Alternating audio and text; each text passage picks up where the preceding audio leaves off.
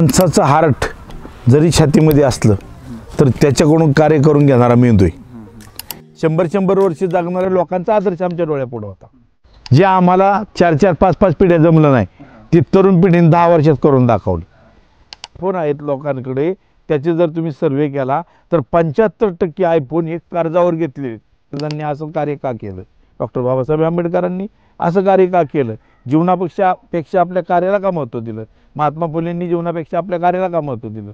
गाडगे बाबा, माझे सगळ्यात आवडीचे गाडगे बाबा, तू शाळा शिक, मास्तर हो, ही पैलवानी क्षेत्र तुला जमणार नाही. मलाही जमत नव्हतं, मला ते मान्य झालं. त्या मुलाची तळमळे पैलवान व्हायचे आपल्याला, त्या मुलांच्या आईवडिलाची पैसे खर्च करण्याची ऐपत नसते. आता यू आर अंडरस्टँड ह्याचा अर्थच मला कळत नव्हता.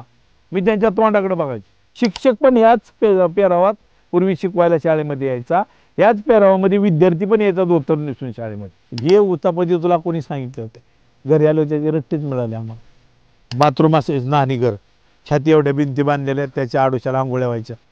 पळत जाऊन त्या भिंतीवर चढलो मी, तरी सुद्धा त्या कुत्र्याने मला उडी मारून पायाला चावलं. 14 दिवस बोलणं खाल्लं घरातल्यांचं आणि 14 दिवस इंजेक्शन घेतली. नमस्कार, मी सौरभ डोके, CSP टॉक्स मराठी या यूट्यूब चॅनलवरती आपलं सहर्ष स्वागत करतो. तर आज आपण अशा व्यक्तीला भेटण्यासाठी आलेलो आहे की ज्यांना खास काही अशा परिचयाची गरज नाही आहे. संपूर्ण महाराष्ट्र त्यांना ओळखतो. अभिनय क्षेत्रात त्यांचं खूप योगदान आहे. तर आपण डायरेक्टली त्यांच्याकडे जाऊया. तुम्हाला समजून जाईल की आपण कोणाकडे आलेलो आहे. तर अण्णा, आपला परिचय करून द्या. नमस्कार, मी गणेश लोणकर सर, तालुका दौंड, जिल्हा पुणे, माझं गाव गोपाळवाडी. मी चांडाळ चौकडच्या वेब सिरीजमध्ये महाराष्ट्रभर प्रसिद्ध असणारी आमची वेब सिरीज, त्याच्यामध्ये अण्णांचा रोल, रामभाऊच्या सासऱ्याचा रोल करत असतो. आज आपण मला भेटायला आलात त्याबद्दल आपले धन्यवाद. मी जिजामाता हायस्कूल गोपाळवाडी दौंडमध्ये शिक्षक आहे. माझं क्वालिफिकेशन आहे MA BEd. माझा जन्म 1970 सालचा आहे. दौंड या ठिकाणी माझा जन्म झाला आणि मी सध्या शिक्षकाची नोकरी करून माझी तालीम आहे. आणि हे जे आपलं मनोरंजनचा जो भाग चालला आहे आज यूट्यूबवरती गाजलेला, महाराष्ट्रभर धुमाकूळ घातलेला, या वेब सिरीजमध्ये मी मनोरंजन करण्याचं कार्य करत असतो. तर अण्णा, पुढे जाण्याआधी माझा एक प्रश्न आहे. माझा म्हणजे संपूर्ण महाराष्ट्राचाच प्रश्न आहे. मी कमेंट्समध्ये पण वाचलं आणि आता तुम्ही सांगितल्याप्रमाणे 70चा जन्म आहे तुमचा. जवळजवळ 55 ते 60च्या घरात तुम्ही गेलेला आहात. तर आज आपण पाहतो की 25 ते 30 वयाची मुलं, म्हणजे आमच्या वयाची मुलं, त्यांना हार्ट अटॅकचं प्रमाण वाढले. मुंबईमध्ये रोज काहीतरी एका तासाला एक हार्ट अटॅकचं पेशंट आहे, एक्सपायर होण्याचं प्रमाण आहे. तर तुमचं ह्या वयामध्ये एवढं फिट असण्याचं काय रिझन, म्हणजे डेली रुटीन काय करतो तुमचं? माणसाचं हार्ट जरी छातीमध्ये असलं तर त्याच्याकडून कार्य करून घेणारा मेंदू आहे. आणि आज ताणतणावाच्या जीवनामध्ये ही तरुण पिढी सतत ट्रेसमध्ये राहते, काही गरज नसणाऱ्या ट्रेसमध्ये राहते. चिंता कशासाठी करायची? माझ्या वेळेचे जो आदर्श होता, आमच्यापेक्षा पुढचे 100 वर्ष जगणाऱ्या लोकांचा आदर्श आमच्या डोळ्यापुढे होता. ही नवीन पिढी तो आदर्श ठेवतच नाही जगण्याचा. सगळ्यात प्राधान्य म्हणजे इतर लोकांशी ईर्ष्या करणे. मी मागं पडलेलो आहे, मी पुढे जायला पाहिजे होतो. मागं कसा पडला? तू पण काहीतरी केलं असशील. स्वतःच्या मनाला विचारायचं, समोरच्यासारखं आपल्याला येत नसेल तरी आपल्याला बी काहीतरी येतंय. आपल्याला जे येतंय त्याच्यामध्ये आपण डेव्हलप व्हायचं. आम्ही बऱ्याच वेळा प्रयत्न केला आयुष्यामध्ये, अनेक प्रयत्न केले. मी नाही जमत आपल्याला, त्याचा विषय सोडून दिला, त्याचा ट्रेस नाही घेतला आणि तो ट्रेस हृदयाशी निगडीत आहे. हृदयाशी निगडत असणारा हा जो ट्रेस आहे, बऱ्याच वेळा माणसांना ज्या वेळेला येतो त्याच वेळेला अटॅक येतो. हार्ट अटॅक हे वजन वाढल्यामुळे येतं आहे, वजन कमी असल्यामुळे येतं आहे, याच्यावर माझा अजिबात विश्वास नाही. हार्ट अटॅक हा मेंदूशी निगडीत आहे, म्हणून नवीन पिढीला एवढा आयुर्मान नाही. आजही नवीन पिढीमध्ये ज्यांनी चांगले आदर्श घेतले आणि त्या आदर्शाच्या पावलांनी ते चालत आहे, कधी दुःखी होणार नाही. काहींना दुसऱ्याचं चांगुलपण किंवा म्हणलेलं किंवा चांगला एखाद्याची प्रगती झालेली ते पण त्या दुःखाचं कारण असतं. मला का नाही मिळलं? नवीन पिढीला माझ्या मित्राकडे अमुक आहे, मला पण मिळालं पाहिजे. अरे पण माझ्या वडिलांचं इन्कम, त्याच्या वडिलांची इन्कम, मी विचार केला पाहिजे, मला ट्रेस येणार नाही. बरं, हार्ट अटॅक तुम्ही म्हणताय, हार्ट अटॅकपेक्षा सुद्धा आत्महत्येने मारणारे लोक आहेत. त्याला हार्ट अटॅक नाही आला तरी ती गळफास घेऊन मरते, औषध पिऊन मरते. असं काही मरण्यापेक्षा वाईट जगात कुठलंच नाही. म्हणजे त्याला असं काय वाटलं की त्यापेक्षा मरण योग्य वाटलं. त्याच्या विचाराची जी पातळी त्याच्यावर त्याचं जीवनमान अवलंबून आहे. तर अण्णा, आमच्या पिढीबद्दल एक पॉझिटिव्ह पॉईंट एक सांगा आणि निगेटिव्ह पॉईंट एक सांगा. म्हणजे आता तुम्ही बोललात तसं की स्ट्रेस जास्त घेते पिढी, जे नाही त्या कारणावरून लोक टोकाचा निर्णय घेतात, तर हे प्रमाण वाढते. तर त्यासाठी तुम्ही काय सांगता? पिढीचे एक कौतुकास्पद आहे, जे आम्हाला 4-4, 5-5 पिढ्या जमलं नाही, ती तरुण पिढीने 10 वर्षात करून दाखवलं. त्यांच्याकडं प्लस पॉईंट असं आधुनिक तंत्रज्ञान त्यांनी स्वीकारलं. आणि पूर्वीच्या काळी आम्हाला जे गोष्ट अवगत करण्याकरता, मिळवण्याकरता, तिथपर्यंत पोहोचण्याकरता जो काही कालावधी लागायचा त्यापेक्षा कमी कालावधीमध्ये लवकर फळ मिळणारे त्यांनी प्रयत्न यशस्वी केलेत. हा त्यांचा प्लस पॉईंट आहे. परंतु दुसरा एक मायनस पॉईंट जो आहे त्यांचा, की दम निघत नाही अजिबात. तरुण पिढी कुठल्या गोष्टीची वाट बघत नाही. मोबाईल जर कोणाला लावला ना तर त्याच्या रिंगा संपेपर्यंत ते थांबण्याची तयारी नाही. आता सगळा याचा कालखंड आला आहे. तुम्ही जे आता मनोरंजनमध्ये इंस्टाग्राम, 30 सेकंद आल्यात, म्हणजे मिनिटभर सुद्धा ती रील बघायला त्याला वेळ नाही, लगेच पुढे ढकलतोय. त्याच्या शेवट काय झाला हे सुद्धा तो पाहत नाही. कमेंट टाकताना सुद्धा असे प्रश्न टाकतो ना, तर ते रीलमधला प्रश्न त्यात उत्तर असतं तरी सुद्धा तो प्रश्न आम्हाला टाकतो. म्हणजे त्यांनी संपूर्ण रील पाहिली नाही. एखादा त्याला सांगत असेल कुठं जाताना, ती पूर्णपणे त्या सूचनेचं पालनच करत नाही. काय सांगितलं होतं यांनी पूर्ण ऐकतच नाही, लगेच पळायला सुरू करतो. अजून एखादा वडीलधारा माणूस त्याला सांगतोय काहीतरी काम दिलंय त्याला, फाट निघतो ते, हा कळलं म्हणतो आणि निघतो. त्याचं कारण असं आहे की त्याच्याकडं वाट बघण्याची अजिबात त्याची मानसिकता नाही. पूर्वी एखादा मुलगा आमच्या पिढीतला नापास झाला शाळेमध्ये, पुढच्या वर्षी पास होईल म्हणायचा, पालक म्हणायचे पुढच्या वर्षी, परत नापास झाला तरी पालक म्हणायचे अजून पुढच्या वर्षी पास होईल. इतकी 3-3, 4-4 वर्षे त्यांची वाट बघण्याची तयारी होती. त्यामुळे त्याचं हृदय मेंदूशी धरून असायचं, रिलॅक्स असायचा. तो आत्ताचा लगेच मिळलं पाहिजे, कसं व्हाय ना, कसं आहे ना, कसा फोन उचला ना समोरचा, उगाच त्याच्या मेंदूचा ट्रेस वाढल्यामुळं हृदयाचे ठोके कमी जास्त होतात. आणि त्या नादामध्ये भांडणं करणे, एक तर तो समोरच्याला हाणमार करतो, नाही तर आत्महत्या करतो. तो हा विचार करत नाही की त्यावेळेला मी एवढा ट्रेसमध्ये का आलो, अशी काय लय नुकसान झाली होती, जीवनापेक्षा मोलाची होती. हे तरुण पिढीचं फार मोठा मायनस गुण आहे. आता उदाहरणार्थ सांगायचं झालं तर आजच्या पिढीला आयफोनचं इतकं फॅड झाले की मित्राने घेतला आयफोन की मला पाहिजेच. मग मित्राच्या वडिलांची परिस्थिती, मित्राचा इन्कम, आपला इन्कम हे तो पाहत नाही. आणि त्याला जर ते वेळेवर नाही मिळालं तर तो काही करून मिळवण्याकरता एक तर तो उपाशी राहीन 2-2 दिवस, वडिलाला सांगेन मला पाहिजेच, निघून जाईल घर सोडून. काही तर मुलं आत्महत्येपर्यंत जाण्याची तयारी त्यांची. मग आता ह्या नादामध्ये आज जे आयफोन आहेत लोकांकडे, त्याचे जर तुम्ही सर्वे केला तर 75% आयफोन हे कर्जावर घेतलेले आहेत. असं काय ते आयफोन म्हणजे तुमच्या दैनंदिन जीवनाचा अविभाज्य भाग आहे. साध्या फोनमध्ये पण ती कामं होतात, पण केवळ हे क्रेज आली.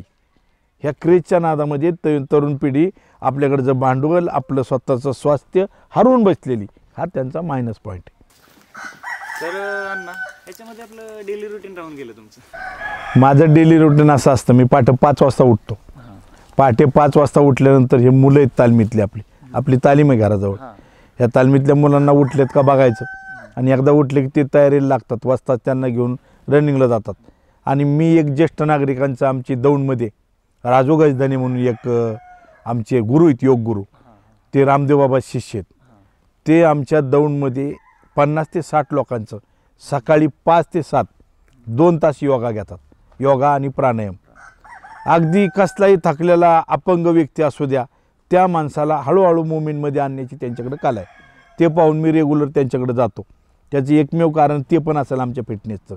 सकाळच्या वेळेला ओझोन वायू खाली आलेला असतो आणि त्या ओझोन वायूमध्ये आम्हाला ते मॅट टाकून खाली सगळे बसायला सांगतात आणि प्राणायाम आणि योगासनं आमच्याकडून घेतात. तिकडून 7 वाजता आल्याच्या नंतर मुलांचं उरकलेलं असतं, वाजता सगळं करून घेतात. मग वैयक्तिक आपलं फ्रेश झालं, आपलं रेग्युलर नाश्ता वगैरे उरकला की शाळेच्या तयारीला लागायचं. माझ्याकडे जनावरं आहेत, देशी गाई ठेवलेले आहेत. त्या देशी गायींचं संगोपन आम्ही स्वतः करतो. त्यांची धार काढणे वगैरे अशी जी कामं असतात ती मी स्वतःच करतो. नंतर शाळेकडे जायचं. मी हायस्कूलला शिक्षक आहे. त्या शाळेमध्ये दिवसभर शिकवलेत, नंतर संध्याकाळी आल्यावर 1-2 तास तालमीमध्ये मुलांमध्ये बसतो. आणि कधी कधी ह्या रुटीनमध्ये चेंज पण होतं. शूटिंग आली माझी, त्या दिवशी हे रुटीन मोडतं. कोणाच्या लग्नाला गेलो, कुठं अनेक कार्यक्रम असतात माणसाला, मग त्या दिवशी माझं रोटेशन थोडं चेंज होतं. परंतु ही तरुण पिढी काय करते, रेग्युलर रात्री उशिरापर्यंत जागणे आणि सकाळी उशिरा उठणे, हा एक त्यांचा बॅड इम्पॅक्ट त्यांच्या बॉडीवर झालेला जो आहे तो ह्याच कारणामुळे झालेला आहे. तर अण्णा तुमच्या आवडीनिवडी काय आहेत त्याच्याबद्दल आम्हाला एक थोडक्यात सांगा. आवडीनिवडीमध्ये माझा सगळ्यात आवडीचा विषय म्हणजे इतिहास. हां. दुसरं मी ज्या शिक्षकी पेशामध्ये आहे तो पण पेशा मला अतिशय आवडतो. तिसरी गोष्ट मी अभिनय क्षेत्रामध्ये आहे, ते अभिनय क्षेत्र पण मला आवडतं. चौथी गोष्ट आपल्याकडं तालीम आहे, पैलवानी क्षेत्र मला अतिशय आवडीचं. आता हे प्रत्येक गोष्ट गावगाडा जो चालतो, गावात भांडणं मिटवणे सोडवणे, काय कोणाचे वादविवाद पोलीस स्टेशनपर्यंत जाऊ नये, इतक्या लेवल ते पण गावगाडा मला आवडतो. असं कुठलंही क्षेत्र नाही की मला आवडत नाही असं. तर अण्णा तुम्ही आता म्हणाला तर शाळा पाहता तुम्ही, तालीम पाहता, ॲक्टिंग पण असते, शेती पण आहे तुमची, तर एवढ्या सगळ्या गोष्टी म्हणजे मॅनेज कसं काय होतं तुमच्याकडून? एक माणूस आहे, काय काय बघून काय बघणार ना एक माणूस. ह्या सगळ्या क्षेत्राकडे मी केवळ आणि केवळ मला आवडतात म्हणून मी करतो, नफा किंवा त्याच्यामध्ये इन्कम म्हणून पाहत नाही. ज्यावेळेस माणूस कुठल्यातरी क्षेत्रात उडी घेतो आणि त्याला त्यात इन्कमची अपेक्षा असते आणि इन्कम कमी पडली की त्याचं मन उठतं त्याच्यावरून, तशी ही एकही गोष्ट मी इन्कमसाठी करत नाही. मी शाळेमध्ये गेले 22 वर्ष झालं जॉब करतोय, विनामूल्य विनापगारी काम करतो. मी चांडाळ चौकडीच्या कारामध्ये 5 वर्ष झालं काम करतोय. मी कधीही मानधन घेत नाही. 2018 पासून आपली तालीम आहे, या काही मुलाची कधी फी घेतलेली नाही. हे सर्व विनामूल्य करतो, केवळ मला आवड आहे म्हणून. आणि त्याच्यातून इन्कमची अपेक्षा नसल्यामुळं, नसला इन्कम म्हणून मी कधी दुःखी होत नाही, रमून जातो मी ह्याच्यामध्ये. पूर्ण माझा दिवस विनामोबदला चालू आहे, पण मला ह्याच्यामधून काय मिळतो? आनंद मिळतो. आता इतिहास विषय मला इतका आवडीचा की असंच का यावेळेला अशी घटना घडली, शिवाजी महाराजांनी असं कार्य का केलं, डॉक्टर बाबासाहेब आंबेडकरांनी असं कार्य का केलं, जीवनापेक्षा आपल्या कार्याला का महत्त्व दिलं, महात्मा फुलेंनी जीवनापेक्षा आपल्या कार्याला का महत्त्व दिलं, गाडगे बाबा माझे सगळ्यात आवडीचे गाडगे बाबा. ह्या गाडगे बाबांनी कधीही कुठली फळाची अपेक्षा न करता गावाची गावं स्वच्छ ठेवणं, त्या गावातल्या लोकांना चांगले उपदेश देणे, अंधश्रद्धा नष्ट करणे, यासाठी आयुष्य वाहून घेतलं. काय मिळालं का त्यांना त्याच्यामध्ये? मग सतत आयुष्य वाहून घेत असताना कुठल्या मार्जिनची अपेक्षा नाही, फळाची अपेक्षा नाही. राजश्री शाहू महाराज किती केलं राज्याकरता, आज इतकी लोक नावं घेतात त्यांची. आपण ह्यांच्या पुढं काय अगदी म्हणजे धुळीचा कण पण नाही. पण असे लोक जर आपल्या डोळ्यापुढं असतील तर समाजासाठी आपण काहीतरी करायचे. इतिहास विषय घडलेल्या घटना या लोकांच्या जाणून घेतल्या आपण, इतिहासात अशा घटना का घडल्या. दुसरी गोष्ट शिक्षकी पेशा. तुमचं रस्त्यावर उभं राहून कोणाला जर सांगत बसला तर डोक्यावर परिणाम झाला म्हणते ह्याच्या. पण शाळेतले विद्यार्थी त्यांचा शिकण्याचा कालखंड असतो. अशी कितीतरी पिढ्या 20 वर्ष झालं, आज 20 पिढ्या आपल्याकडून शिकून गेल्या. आणि शिक्षकाचं जेवढं ध्यानपूर्वक विद्यार्थी ऐकतो तेवढं आईवडिलाचं पण ऐकत नाही. आईवडील सुद्धा सांगतात, सर सांगावं याला हा दूध पित नाही, सर सांगावं ह्याला हा खेळत नाही, व्यायाम करीत नाही, अभ्यास करत नाही. आईवडील ते आणि अपेक्षा कोणाकडून? शिक्षकाकडून. म्हणजे पूर्वीच्या काळापासून शिक्षकाचं ऐकणं हे विद्यार्थ्याचा गुणधर्म आहे. म्हणून मला शिक्षकी पेशा आवडतो. तालमीचं उदाहरण म्हणाल तर तालमीचा माझा आदर्श, आमच्या गावामध्ये कुस्ती खेळण्याकरता महाराष्ट्र केसरी हिरामन बनकर आले होते. त्याच्यापूर्वी मी पैलवान पाहिला नव्हता. त्यांची ती हिस्ट्री बघितली. मी त्यावेळेस होतो 10वीला. त्यावेळेस वाटलं की आपण पण व्यायाम करून असं व्हायला पाहिजे होतं, आत्ता पण होऊ शकतो असा प्रयत्न केला. मग माझ्या वडिलांनी काय केलं, मला तालमीमध्येच नेऊन सोडलं कोल्हापूरच्या. सोडण्याचं कारण बी तसं होतं, मी 10वीला नापास झालो होतो. मग आता मोकळ्या वेळात तिथं घरी व्यायाम करतो तर तालमीत करल. तालमीत गेल्याच्या नंतर मला ही 2 माणसं भेटली, स्वर्गीय गणपतराव आंधळकर हिंद केसरी आणि महाराष्ट्र केसरी विष्णू जोशीलकर तात्या. ही 2 माणसं मला तिथं गुरु भेटले.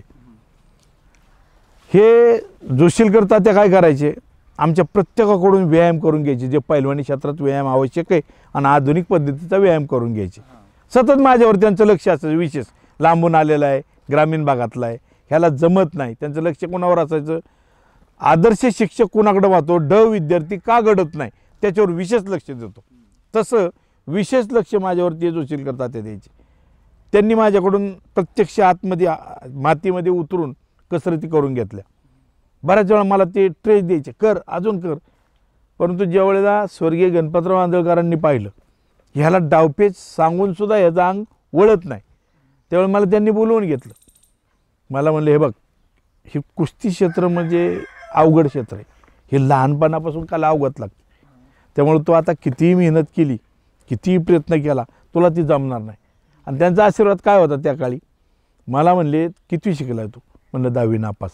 10वी नापास म्हणजे आमच्या इथं जवळपास ह्याला आता शिकणं शक्य नाही अशा अपेक्षेतला. त्यांनी सांगितलं तू 10वी नापास आहे म्हणजे अजून थोडा शिकल्यावर मास्तर होशील, तू शाळा शिक, मास्तर हो, ही पैलवानी क्षेत्र तुला जमणार नाही. मलाही जमत नव्हतं, मला ते मान्य झालं. 3 वर्ष कोल्हापूरला काढले मी. त्या 3 वर्षामध्ये बराचसा त्यांचा आदर्श माझ्या पुढं होता. आणि येताना मनामध्ये एकच खुणगाठ घेतलेली, शाळा शिकायची, परंतु तालीम मी बनू शकलो नाही पैलवान, मला करता नाही आलं. का करता नाही आलं? लहानपणी मला ते मिळालं नाही. मग हे व्यासपीठ उपलब्ध करून द्यायचे मुलांना, ह्यात माझा काही स्वार्थ नव्हता. आणि ती तालीम उभी केली. गणपतराव आंधळकरांनी एक सांगितलं होतं मला, हे बघ म्हणले, हे पैलवानी क्षेत्रातलं दुसरं एक वाईट घटना अशी, ज्या मुलाची तळमळे पैलवान व्हायचे आपल्याला, त्या मुलांच्या आईवडिलाची पैसे खर्च करण्याची ऐपत नसते. आणि ज्या मुलांच्या आईवडिलाकडे पैसे ते बळच पोरग तालमीत आणून टाकतात, ती मुलं आईबाप घरी जाईपर्यंत पळून जातात तालमीत टिकत नाही. त्यांनी म्हण वापरली होती, हे चणं आहे तर दात नाही, दात आहे तर चणं नाही. चणे एखाद्याला दिले खायला पण त्याला दातच नसतात, पैसे भरपूर असतात, ते चण्याचा उपयोग नाही. आणि ज्याच्याकडे ते दात सळसळ करतात पण चणे घ्यायला पैसे नाही, तो कुठून चणे आणणार? हे असं हे पैलवानी क्षेत्र आहे. ह्यात दुसरा वाईट गोष्ट अशी आहे, हे दोन्ही जुळून आलं, आईवडिलाकडं पैसे आले, मुलाला आवड झाली, तर त्याला खात्रीशीर वाचताच भेटत नाही. त्याच्याकडून करून घेणारा भेटला, इंजुरी होऊ शकते एखाद्याला. मग दुसरं त्याचं काहीतरी व्यवसाय क्षेत्र पाहिजे. हातपाय मोडून जर पडला तर इतर पैलवानांपेक्षा याची वाईट अवस्था असणार. त्यामुळे इतर पण काहीतरी शिका. आणि हे लक्षात धरून मी परत येऊन शिक्षण पूर्ण केलं आणि शिक्षकी पेशेचा जॉब चालला, फक्त मनाला आनंद मिळण्याकरता. या ठिकाणी कुठलेही पैसे कमवण्याची अपेक्षा नव्हती. म्हणून हे सगळ्या क्षेत्रातली मी कामं तालमीची पण मनपूर्वक करत असतो. गावगाड्यामध्ये काही लोकांचं पाहिलं मी, काही लोक पक्षपाती असतात. भांडणं लागत असताना आपल्या जवळचा कोण आहे, विरोधातला कोण आहे, मग अशा पद्धतीने आपल्या माणसाच्या बाजूने न्यायदान करतात. हे लहानपणी आम्हाला वाईट वाटायचं. काही लोक होती आमच्या गावामध्ये जुने बुजुर्ग, न्यायदान करायला अतिशय चांगली होती. आपला स्वतःचा मुलगा चुकला असेल आणि दुसरा विरोधकाचा मुलगा आहे तरी ते म्हणायचे माझ्या मुलाकडून चुकलं. अशी पण लोक माझ्या डोळ्यापुढं होती. आणि काही लोकांनी पक्षपात केला. ज्यांनी पक्षपात केला ना त्यांच्या पुढच्या पिढीचं वाटोळं झालं. भगवंत परमेश्वरावर माझी नितांत श्रद्धा आहे. म्हणजे परमेश्वर म्हणजे तुम्ही दगडाची पूजा करता मग तो प्रसन्न होऊन हे नाही, तुमचं जसं कर्म आहे ना तशी तुम्हाला फळं मिळतात. आज माझ्या इच्छा, मी लय मोठा ह्या विनामोबदला काम करतो म्हणजे मी लय मोठा गडगंज श्रीमंत आहे असं नाही. माझ्या कुटुंबातले माझे भावंड, आई वडील व्यवस्थित चाललेले, वडीलोपार्जित शेती आहे. अगदी जे माणसाला लागतं, मूलभूत गरजा काय आहेत माणसाच्या, अन्न वस्त्र निवारा, एवढं मिळालं मी समाधानी. बँक बॅलन्सची मला अपेक्षा नाही. म्हणून हे सगळं मी क्षेत्र मेंटेन करू शकतो. अजूनही एखादी शाखा माझ्याकडे आली, ही तालमीची शाखा, शाळेची शाखा असेल, इतिहासविषयी लोकांना सांगण्याची असेल किंवा अभिनयाची शाखा असेल, ह्या कुठल्याही क्षेत्रामध्ये मी आवडीने करतो. ह्याच्यामध्ये अपेक्षा नसल्यामुळं ते बंद पडण्याचं काही कारणच येत नाही. तर अभिनयाची आवड तुम्हाला कशी काय लागली? म्हणजे शिक्षक, तुम्ही शिक्षकी पेशात आहात, हो, तालीम आहे तुमची, शेती करता, एकदमच असं 5 वर्षापासून तुम्ही करताय, बरोबर आहे? अभिनय 5 वर्षापासून करताय. तर 5 वर्षापूर्वी असं काय, म्हणजे असं काय गोष्ट घडली किंवा कोणी मार्गदर्शन केलं?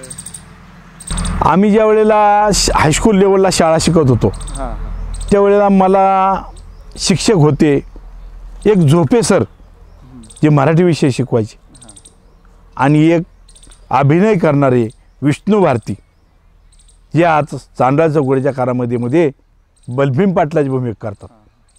आकस्मित आमचे गुरु महाराष्ट्रभर झळकले जवळजवळ वयाच्या 65व्या वर्षी. याचं काय कारण घडलं? जिकडं तिकडं तोंडात यायला लागलं बलभीम पाटील, बलभीम पाटील. तर आमची जी चांडाळ चौकडीच्या कारामध्ये ही वेब सिरीज आहे त्याच्यामध्ये ही 3 माणसं अशी आहेत, त्रिमूर्ती, चमत्कारी अगदी. त्याच्यामध्ये सुभाषराव मदने, बाळासाहेब शिंदे आणि रामभाऊ जगताप, ही 3 लोक अशी आहेत ना, हे एकत्र आले ना की एखाद्या जसं परीस लोखंडाला लावलं की सोनं होतं, तसं आयुष्यभर आमच्या सरांनी, विष्णू भारती सरांनी अविरत श्रम घेतले. बाराबलुत्याचा कालवा एक त्यांनी नाटक महाराष्ट्रात प्रसिद्ध करण्याचा असंख्य प्रयत्न केला. थोड्याफार लोकांना झाला माहिती, परंतु ज्यावेळेला यांच्या पडद्यावर आले ते चांडाळ चौकडीच्या करामतीमध्ये महाराष्ट्र लगेच ओळखायला लागला. म्हणजे आज वयाच्या इतक्या उशिरा आमच्या गुरुला ही त्रिमूर्ती सापडली. मग त्यांनाही वाटलं जसं आपलं शेवट जरी प्रसिद्धी मिळाली तसं आपला एक विद्यार्थी, मला पण त्यांनी तिथपर्यंत नेलं आणि मला सुद्धा त्या लोकांमुळं कमी वेळात प्रसिद्धी मिळाली महाराष्ट्रावर. मी किती अभिनय केला असता आमच्या गुरुसारखा, आयुष्यभर आम्हाला कोणी नसतं ओळखलं. केवळ ह्या लोकांच्या सहवासामुळं अभिनय क्षेत्राची आवड निर्माण झाली आणि त्यावेळेपासून मी जे आहे त्यांच्याकडं आजतागायत कुठंच अभिनयात मी अडखळत नाही. ती 3 लोक आदर्श ठेवायचे डोळ्यापुढं, म्हणून अभिनय क्षेत्राची मला आवड झाली. शाळेत असताना कल्पनेत होतं माझ्या, पण वास्तवात आला आजच्या काळामध्ये. त्या काळी काही शिक्षक चांगले होते आदर्श. तुम्हाला सांगायची गोष्ट म्हणजे अशी विचित्र शिक्षक होते काही की ट्युशनला जर मुलगा नाही आला, वर्गामध्ये बसणारी मुलं आहेत, जी मुलं ट्युशनला येतात ती त्यांचे लाडकी, आणि जे ट्युशनला येत नाही त्याला असं अपमानित बोलायचं, त्याचं माप काढायचं, बाकीचे हसले पाहिजे त्याला. मग ह्या भीतीमुळं आमच्याकडे काय असे इंग्लिशसारखे विषय होते कडक, आणि त्या ट्युशनला न येणाऱ्या पोरांना, ग्रामीण भाग आमचा, ट्युशनला जाणं लय महाग नव्हतं त्यावेळेला, काय 15 रुपये फी असायची महिना, पण जाणं येणं रिस्की होतं, भीतीदायक होतं. 3-4 किलोमीटर अंतर जायचं आणि मधल्या भागामध्ये सगळी झाडी आणि रस्ते पण नव्हते, त्यामुळे आम्ही ट्युशनला जाऊ शकत नव्हतो, शाळा गाठू शकायचो. मग ते शाळेमध्ये आम्हाला अपमान करायचे.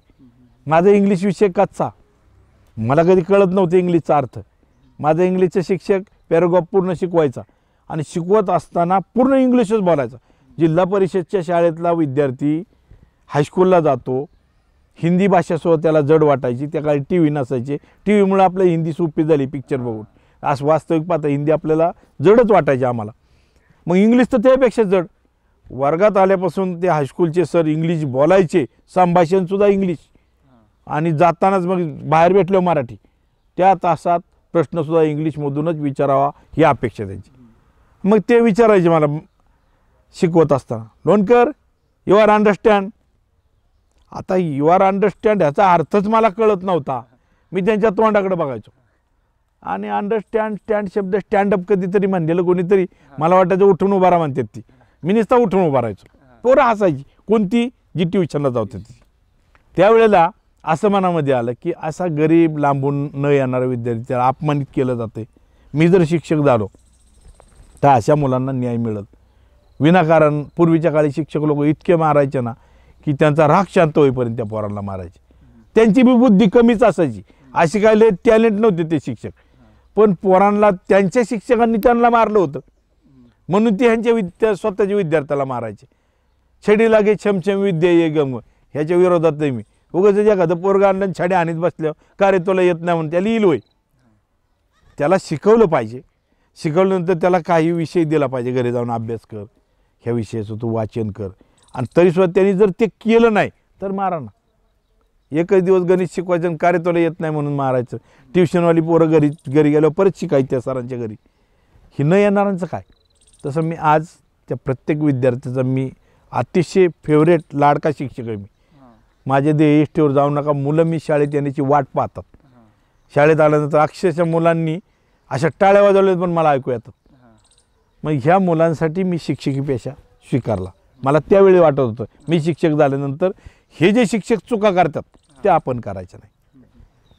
अभिनयाची आवड अशीच तयार झाली. आपले गुरु तिथे गेलेत, महाराष्ट्रभर त्यांना ओळखतात, आपल्यालाही ओळखतील. 24 ते 48 तासामध्ये महाराष्ट्रभर गाजलो मी त्यांच्या वेबसिरीजमधून. सगळ्यांनी मला ओळखलं. अशी ही करामती माणसं 3, त्यांना भरपूर स्ट्रगल करावं लागला. त्यांचं जीवन एवढं सहजासहजी नाही.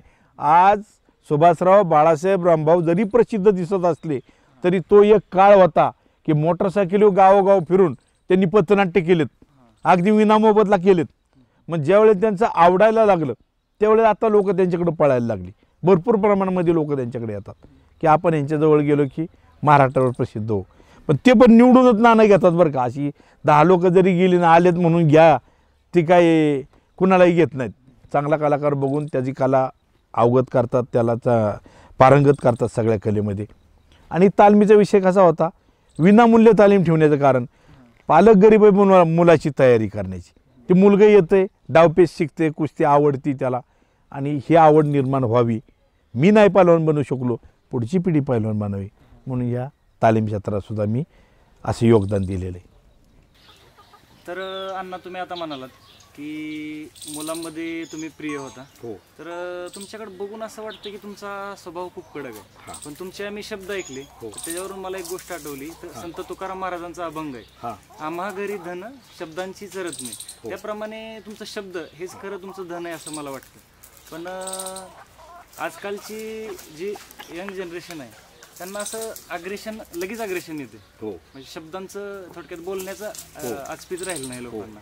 तर त्याच्याबद्दल एक समोरच्या माणसाला जर गोड बोललं ना, तुम्हाला भूक लागली तेवढं प्रेमाने त्याला बोललं, तो घरामधलं जेवण तुम्हाला देईल.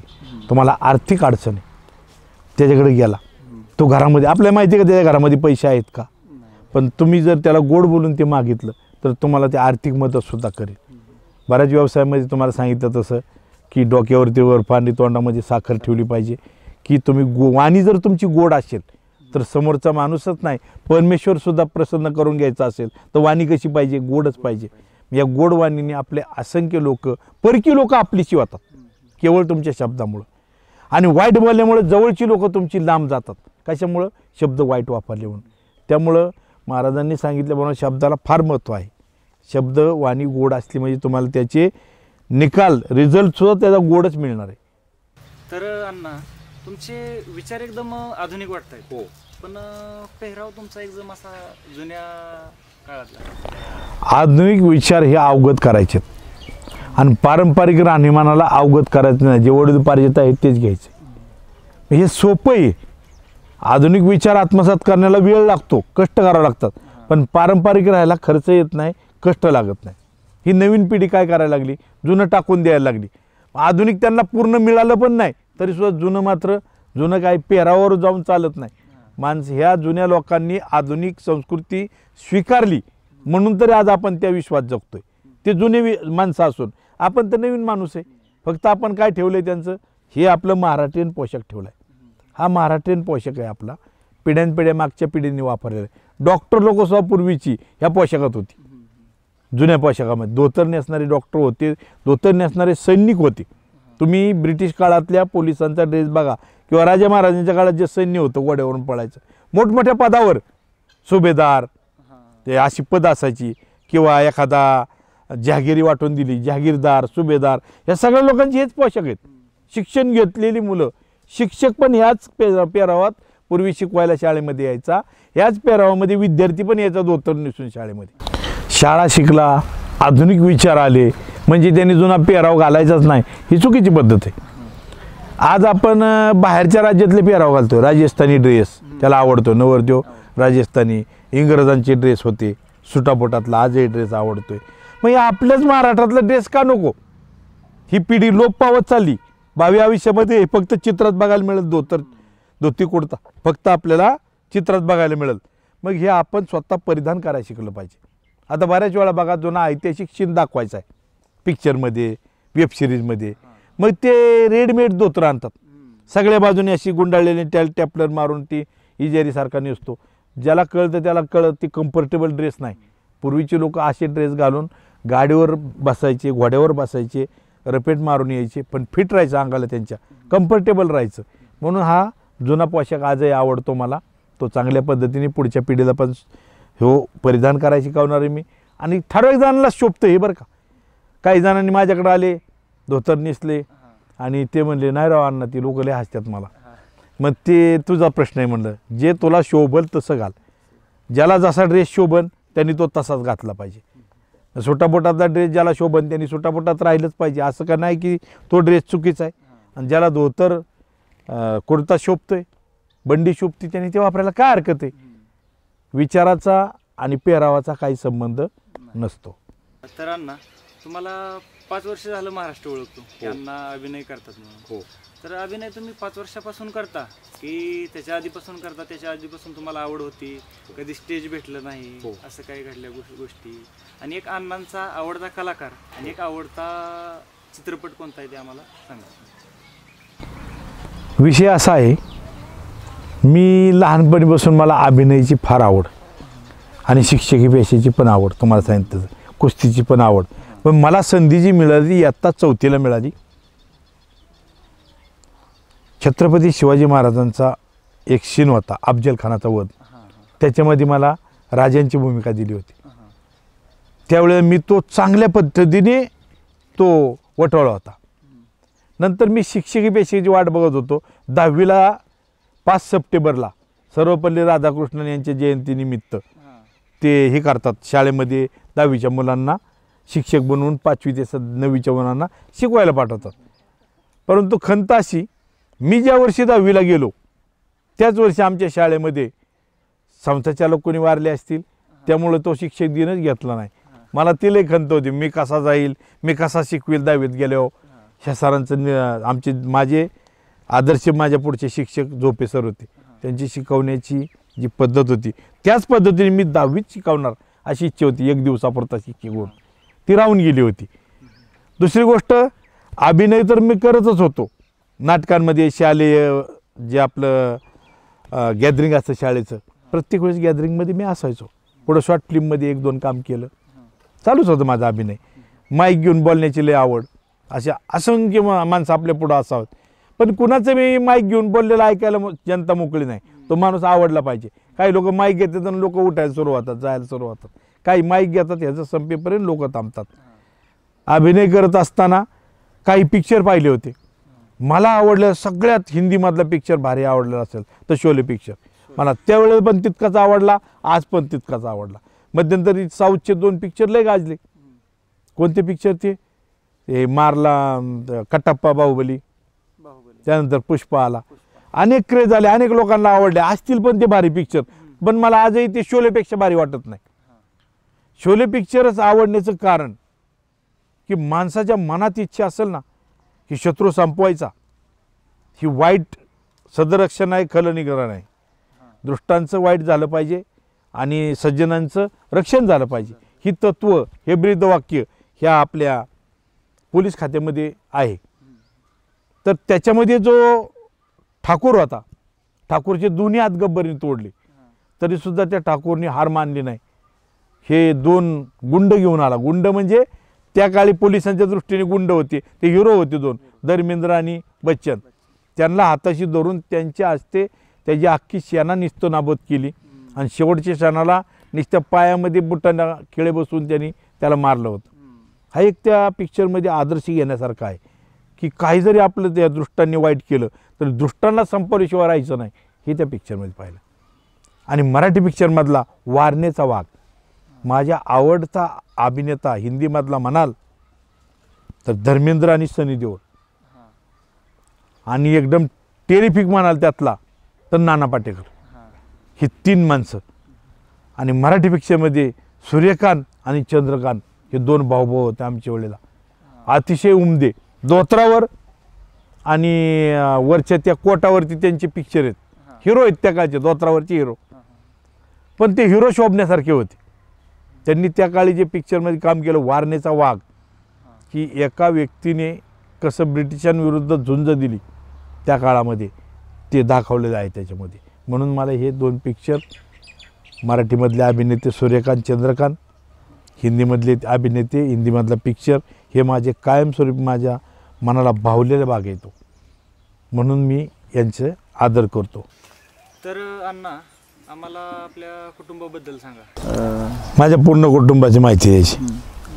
माझ्या कुटुंबामध्ये माझी आई, वडील, त्यानंतर आम्ही 2 भावंड. आम्हाला एक बहीण आहे, मॅरिड आहे. तिचे मिस्टर पुण्यामध्ये DYSP पदावर आहेत. आणि माझी भाऊजाई, लहान भावाची मिसेस, पोलीस पाटील आहे गावची. त्यांना एक मुलगा, एक मुलगी. माझी मिसेस हाऊसवाईफ आहे आणि 2 मुली आहेत मला. दोन्ही मुलींची लग्न झालेत. असा आमचा एकंदरीत 10 जणांचा परिवार आहे. या कुटुंबामध्ये माझे वडील अजूनही चांगल्या पद्धतीने ठणठणीत आहेत, की माझे वडील स्वभाव असे आहेत. एकदा ॲक्सिडेंटमध्ये त्यांचा पाय मोडला होता, तरीसुद्धा ते त्याच्यावर मात करून आज स्वतःच्या पायावर चांगले फिरतात, शेतीमध्ये कामं बघतात. ते पेन्शनर आहेत, दौंड नगरपालिकेमध्ये सर्व्हिसला होते. धाकटा भाऊ माझा पोलीसमध्ये आहे सर्व्हिसला, पुणे ग्रामीण पोलीसमध्ये. असं आमचे एक जवळपास आमच्या घरातली 2 माणसं सोडली तर राहिलेले 8 माणसं ग्रॅज्युएट आहेत. आई वडील त्या मिसेस आणि माझी आई 10वी शिकलेले आहेत. बाकी वडील पण माझे त्या काळचे 11वी मॅट्रिक आहेत. आणि आम्ही सगळे भावंड, आमची भावजे, माझ्या मुली सगळे ग्रॅज्युएट झालेले आहेत. असा आमचा कुटुंब परिवार आहे. तर अण्णा एक शेतीबद्दल तुमचं मत काय, की बाबा आजकाल ऑर्गॅनिक शेतीचा नारा चालू आहे आणि जुनी एक आपली पारंपरिक पद्धत आहे, तर त्याच्याबद्दल एक तुमचं मत काय, की बाबा ऑर्गॅनिक शेती केली पाहिजे माणसांनी की पारंपरिक शेती केली पाहिजे? पारंपरिक पद्धतीची शेती जी आहे त्यात कष्ट जास्त आहे आणि उत्पन्न कमी. आधुनिक पद्धतीची शेती सगळ्यांनी स्वीकारली पाहिजे, हे असं माझं ठाम मत आहे. ऑर्गॅनिक अनऑर्गॅनिक ज्या त्या परिस्थितीप्रमाणे त्या माणसाच्या जे काही त्याचे विचार असतील शेतकऱ्याचे त्याप्रमाणे तो करीन.